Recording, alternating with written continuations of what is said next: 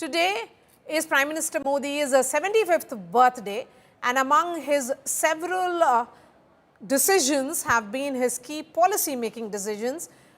What does the chairman of the 16th Finance Commission and a renowned economist, Dr. Arvind Panagariya, have to say about Prime Minister Modi's economic legacy? Listen in to what he told me. I'm leaving you with that. Thanks so much for watching.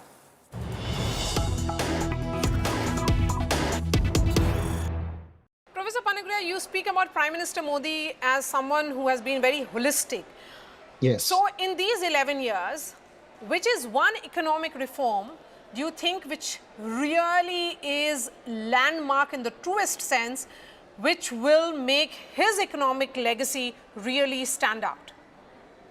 Well, if you ask me just one, then that has to be the GST, the Goods and Services Tax, because this was an extremely difficult reform involving, about 3 different amendments to the Constitution, requiring all the states to be on board and replacing a myriad kind of taxes, indirect taxes, both at the level of the union as well as the states, by a single tax. So I think, if you tell me one, that's the one I will point to. Of course, you have worked with Prime Minister Modi in various capacities in the last 2 decades, I would say. When you were a professor at the Columbia University, he was the Chief Minister of Gujarat. What was the nature of conversations that you used to have with him when he was the Chief Minister of Gujarat? Yeah. So, I was at Columbia University, Yes. and that is when my association really began. I had been very impressed with his policies and outcomes in Gujarat.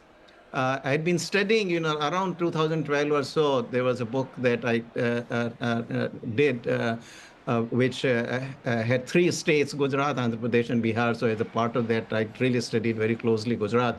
And this is also the time there was a big kind of debate happening because people were seeing Prime Minister, then Chief Minister of Gujarat, as a possible future Prime Minister.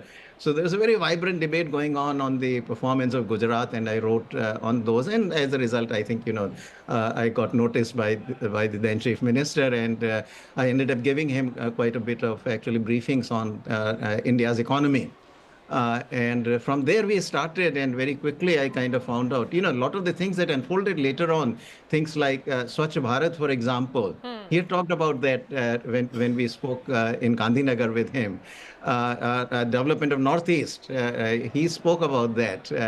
The kind of neglect of defense, different aspects of defense. We talked about that. So there were a number of things, which eventually unfolded as a part of his policy that he talked about.